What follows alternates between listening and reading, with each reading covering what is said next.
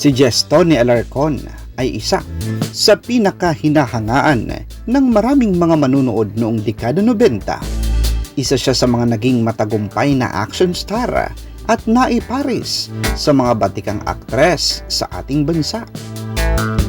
Maraming mga nahumaling noon kay Gestone dahil sa kanyang kakisigan at kagapuhan. Maliban sa taglay na kagapuhan ay hindi rin maitatatwa ang karesma ng aktor na talagang nagpatili ng maraming mga tagahanga. Kaya marami ang nagtatanong kung ilan at sino-sino ang mga babaeng naging karelasyon ni Gestone Alarcon.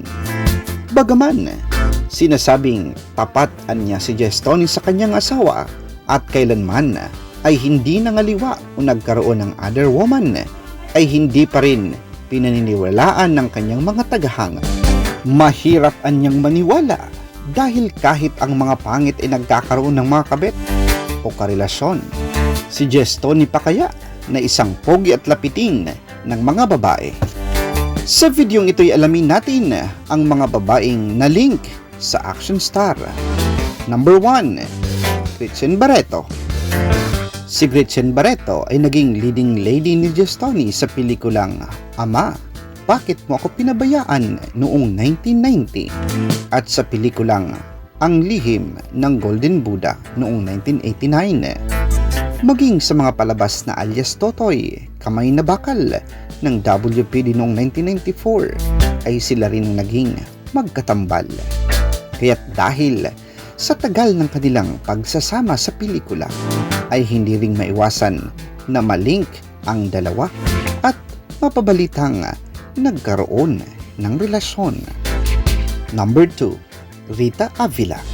Si Rita Avila ay nakasama naman ni Gestone sa palabas na Walang Panginoon noong 1989 at sa pelikulang Huwag Mong Buhayin ng Bangkay noong 1987.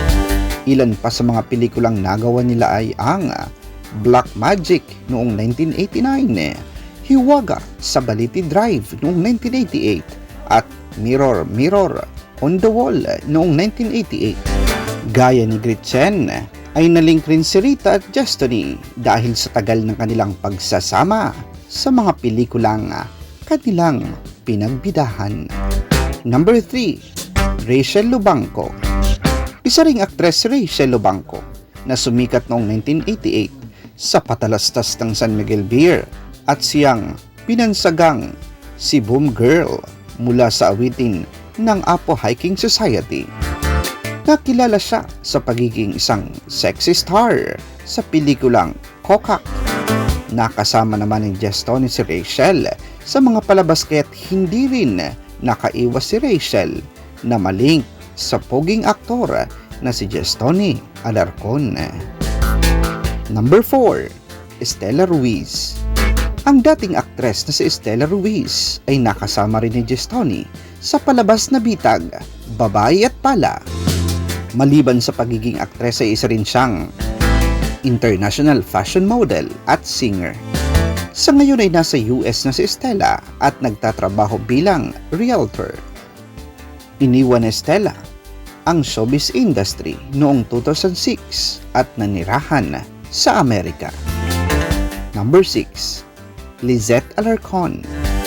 Si Lizette ang tanging babaeng pinakasalan ni Gestone Alarcon. Sila ay nagsasama ng mahigit sa 25 taon na bilang mag-asawa. Nagkaroon na rin sila ng 3 anak. Ito ay sina Jessica, Angela at Percy. Si Gestone ay isa sa mga artistang tapat sa kanyang asawa, kaya't hanggang ngayon ay matibay pa rin ang kanilang pagsasama.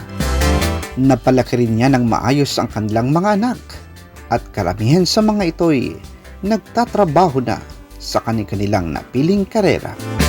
Kasama, kung nagustuhan mo ang aming video ay inaanyayahan kitang mag-subscribe at pindutin din ang bell notification para lagi kang updated sa aming mga uploads. Maraming salamat sa inyong panunood.